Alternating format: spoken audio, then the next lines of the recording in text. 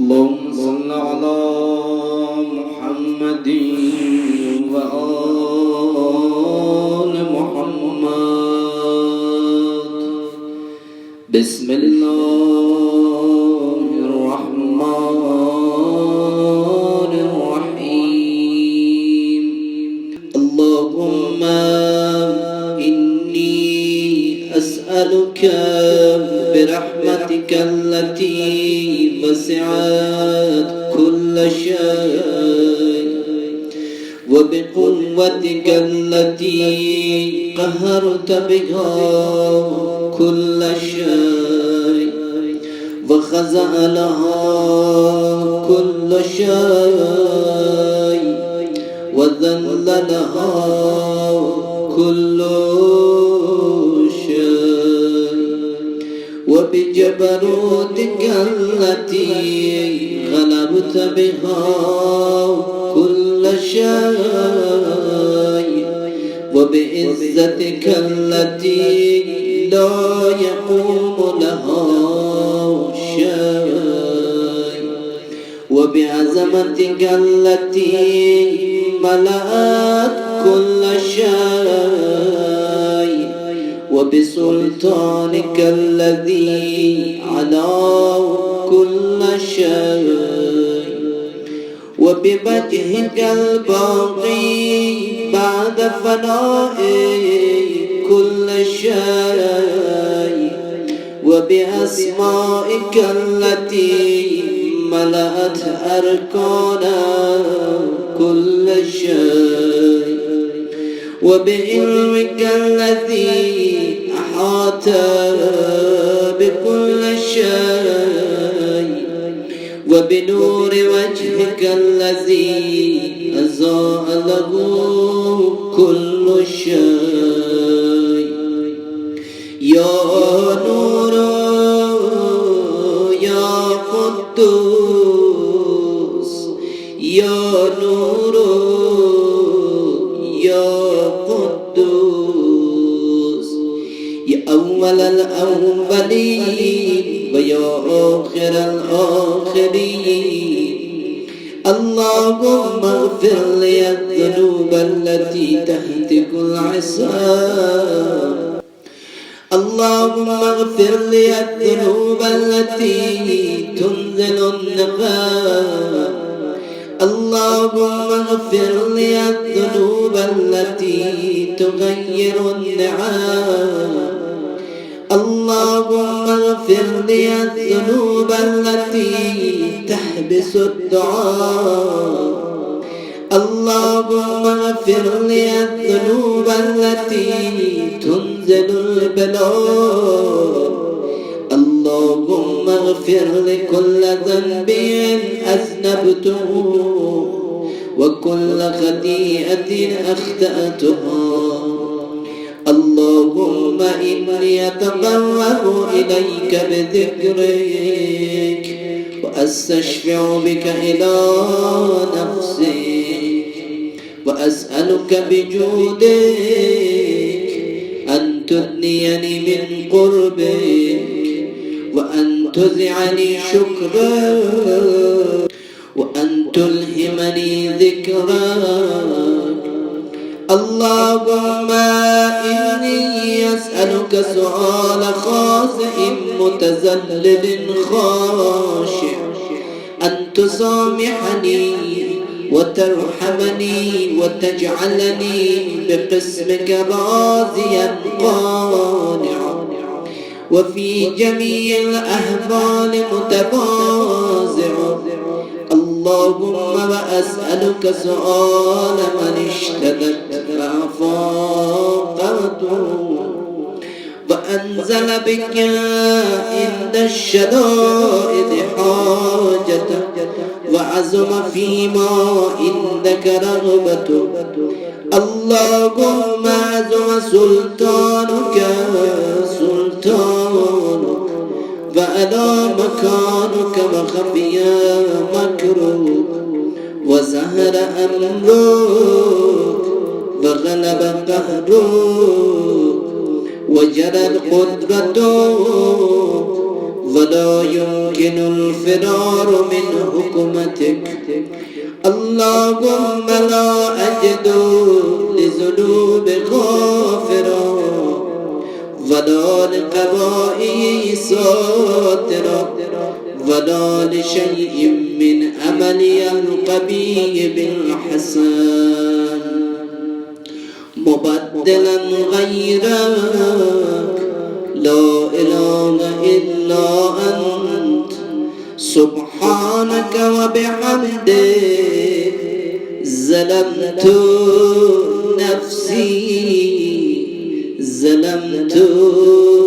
نفسي وتجرأت بجهلي وسكنت إلى قديم ذكرك لي ومنك علي. اللهم مولاي كم من قبي سترته وكم من فاضحين من البلاء أقلت وكم من عثارين بقيت وكم من مكروهين دفعت وكم من سناء جميل لست أهلا له نشرت. اللهم أزمى بلاهي وأفرد بسوء حالي وقصرت بي أعمالي وبعدت بي أغلالي وحبسني عن نفعي بعد عملي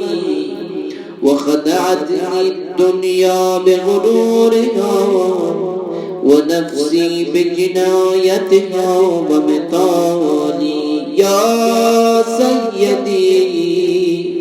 فأسألك بعزتك ألا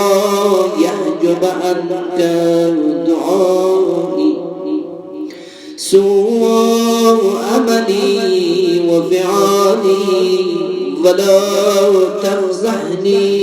بخفي ما اطلعت عليه من سري ولا تعاجلني بالعقوبة على ما عملته في خلواتي من سوء فعلي وإساءتي ودوام تفريطي وجهالتي وكسرة شهواتي وغفلتي. وكن اللهم بعزتك في كل الأحوال رؤوفا وعلي في جميع الأمور أتوفا. إلهي وربي من غيرك أسأله كشف ضري والنظر في أمري. إلهي ومولاي أجريت علي حكما اتبعت فيه هوى نفسي ولم أهترس فيه من تزيين عدوي فغرني بما أهوى وأسأله على ذلك القضاء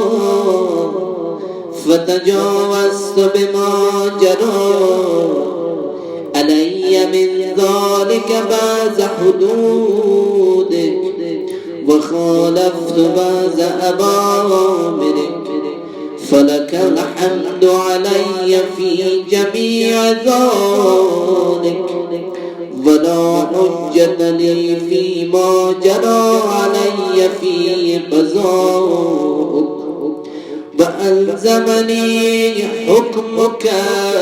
وبلاؤك وقد أتيتك يا إلهي بعد تقصيري وإسرافي على نفسي معتذرا نادما منكسرا مستقيلا مستغفرا منيبا مقرا مذعنا معترفا لا أجد مفرا مما كان مني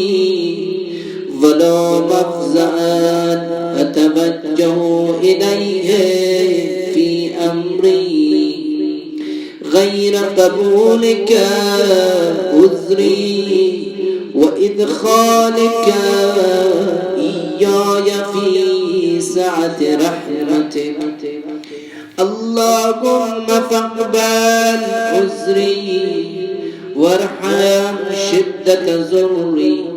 وفكني من شد وثاقي يا رب ارحم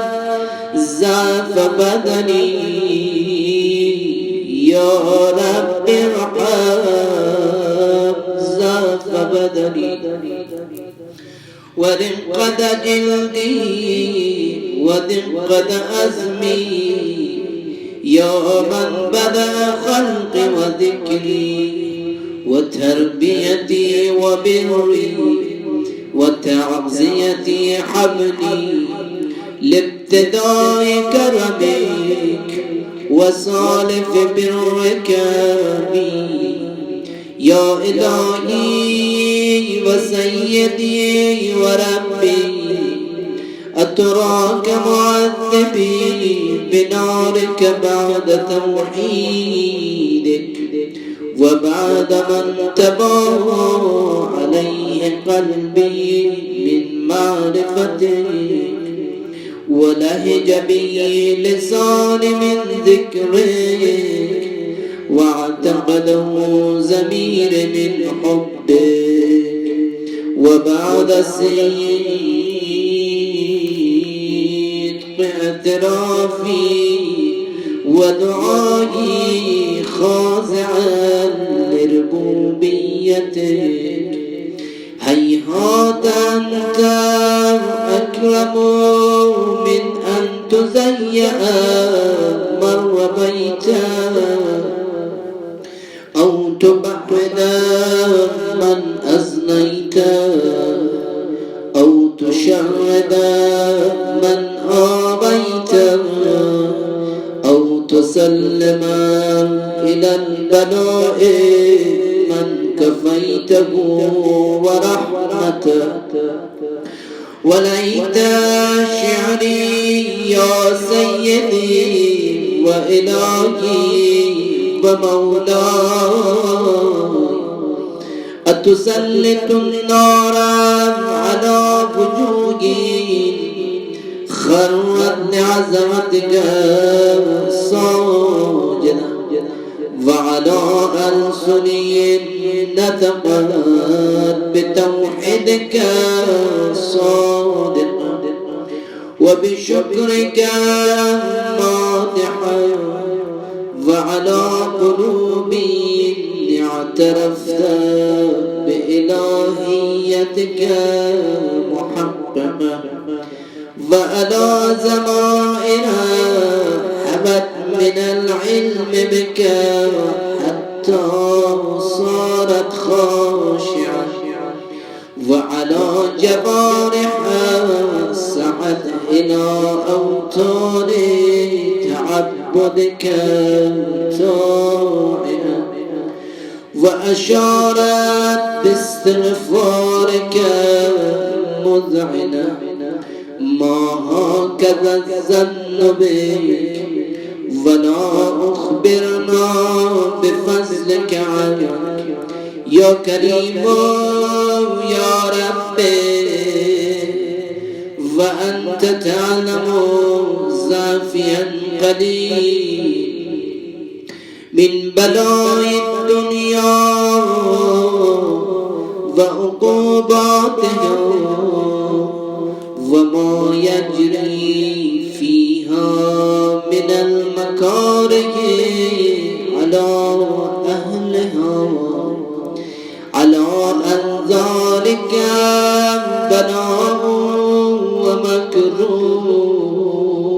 قليل مكثوف يسير بقاؤه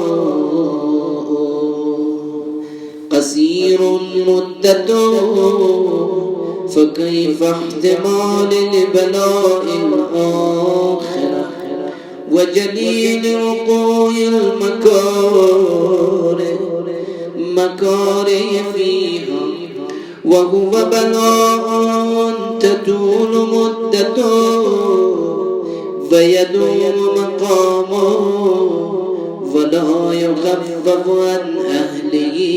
لأنه لا يكون إلا عن غصبك وانتقامك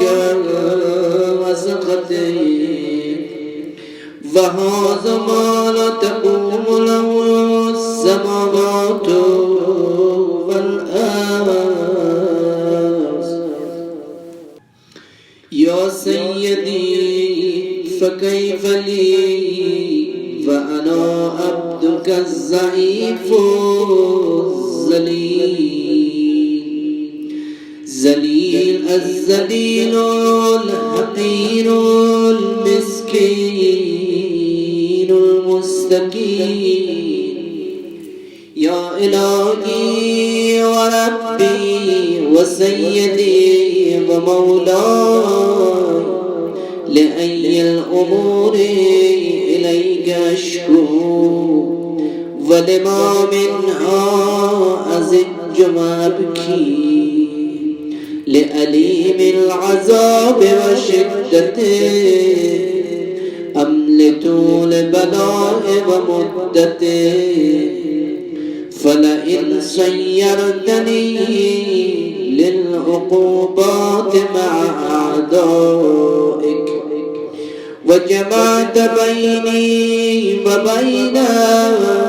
أهل بلائك وفرقت بيني وبين أحبائك وأوليائك فهبني يا إلهي وسيدي ومولاي وربي صبرت على عذابك فكيف أصبر على فراقك وحبني صبرت على حر نارك فكيف أصبر عن النظر إلى كرامتك أم كيف أسكن في النار ورجائي عفوك فبعزتك يا سيدي ومولاي أقسم صادقا لئن تركتني ناطقا لأزجن إليك بين أهلهما زجيجا آمني ولأصرخن إليك صراخ المستصرخين ولأبكين عليك بكاء الفاقدين ولأنادينك أين كنت يا ولي المؤمنين يا غاية المال العارفين يا غياث المستغيثين يا حبيب قلوب الصادقين ويا إله العالمين أفتراك سبحانك يا إلهي وبحمدك تسمع فيها صوت عبد مسلم سجنا فيها بمخالفته وذاق طعم عذابها بمعصيته وحبس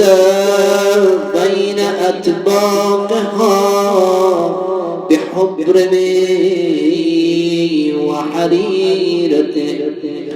وهو يزج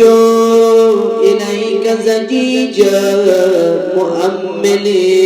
لرحمته ويناديك بلسان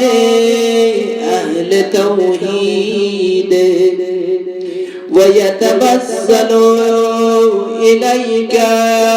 بربوبيته يا مولاي فكيف يبقى في العذاب وهو يرجو ما سلف من حلمه أم كيف تؤلمه النار وهو يأمل فضلك ورحمتك أم كيف يحرقه لهيبها وأنت تسمع صوتا وترى مكانا أم كيف يشتمل عليه زفيرها وأنت تعلم الزعفا أم كيف يتقلقل بين أطباقها وأنت تعلم الصدق أم كيف تزجره زبانيتها وهو يناديك يا رب أم كيف يرجو فضلك في إتقه منها فتتركه فيها هيهات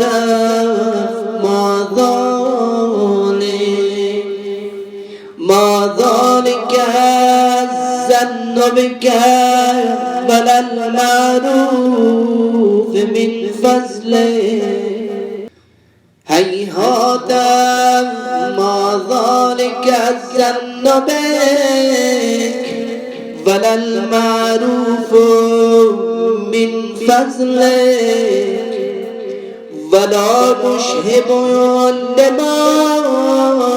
آمنت به الموحدين من برك وإحسانك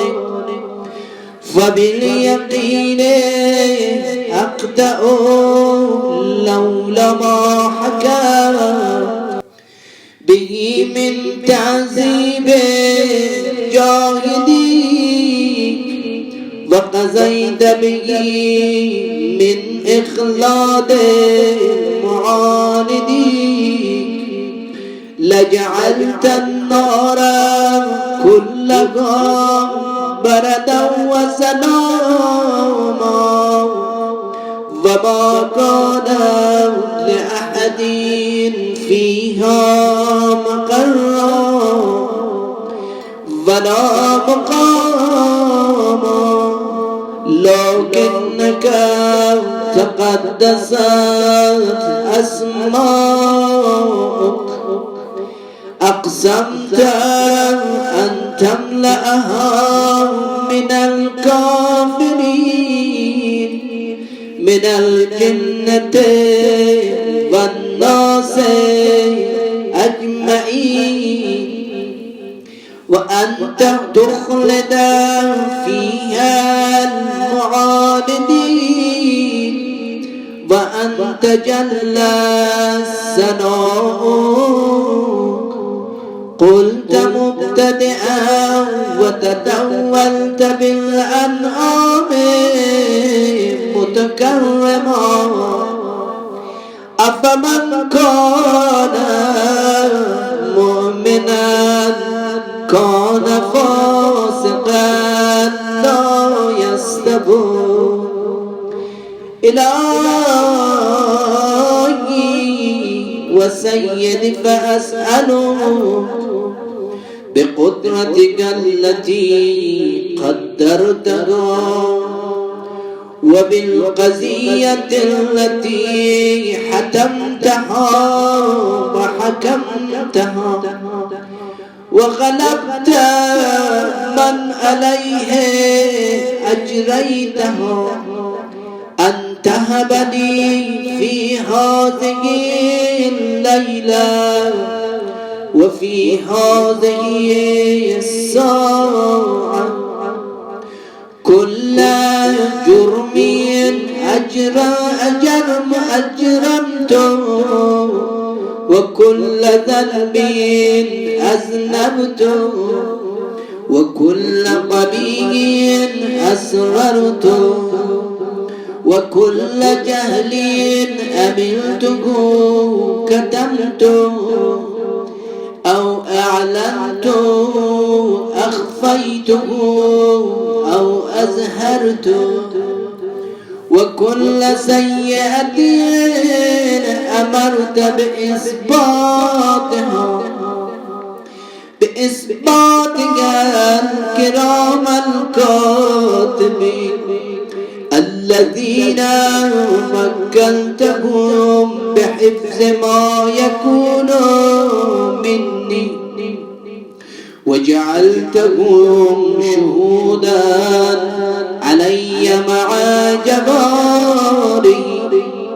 وكنت أنت الرقيب علي من برائي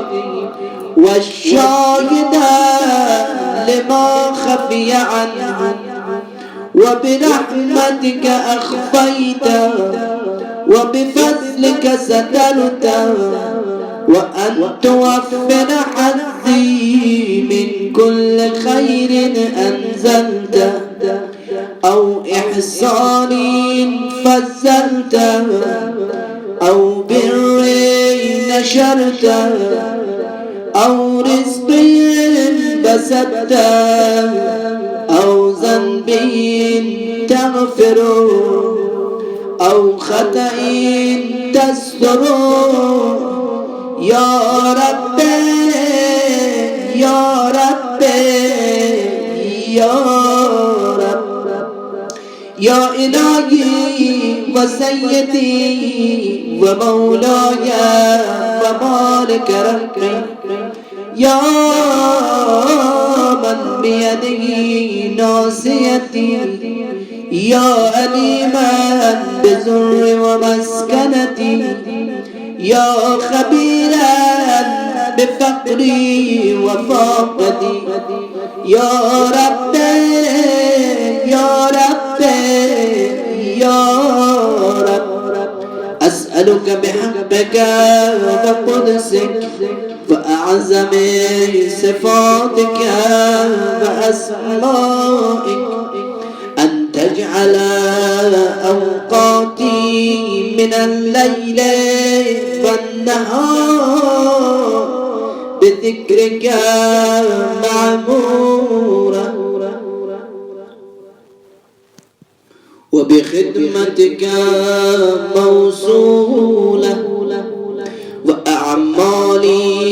إنك مقبولة حتى تكون أعمالي وأورادي كلها فردا واحدا وحالي في خدمتك سرمدا يا سيدي يا من عليه معولي يا من إليه شكوت أحوالي يا رب يا رب يا رب قم على خدمتك جباري واشدد على غريمة جبالي وهب لي الجد في خشيته والتمام في الاتصال بخدمتك حتى أسرع إليك في ميادين السابق وأسرع إليك في البارزين وأشتاق إلى قربك في المشتاقين وأدنو منك دنو المخلصين وأخافك مخافة الموقنين وأجتمع في جبارك مع المؤمنين اللهم ومن أرادني بسوء فأريد ومن كادني فكيد واجعلني من أحسن عبيدك نسيبا عندك وأقربهم منزلة منك وأخصهم زلفة لديك فإنه لا ينال ذلك إلا بفضلك وجد لي بجودك وأتم علي بمجدك واحفظني برحمتك واجعل لساني بذكرك لهجا وقلبي بحبك متيمما ومن علي بحسن إجابتك وأقلني حسرتي واغفر زلتي فإنك قضيت علي عبادك بعبادتك وأمرتهم بدعائك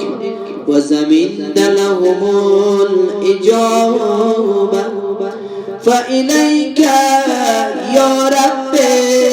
نسبت وجهي وإليك يا رب مددت يدي فبعزتك استجب لي دعائي وبلغني منايا فلا تقطع من فضلك رجائي واكفني شر الجن والإنس من أعدائي يا سريع الرزاق يا سريع الرزاق اغفر لمن لا يملك إلا الدعاء فإنك فعال لما تشاء يا من اسمه دواء وذكره شفاء وطاعته غنيا ارحم من رأس ماله الرجاء وسلاحه البكاء يا سابق النعم يا دافق النعم يا نور المستوحشين في الظلام يا عالما لا يعلم صل على محمد وآل محمد وافعل بما أنت أهله وصلى الله على رسوله والأئمة الميامين من إلهه وسلم تسليما الله.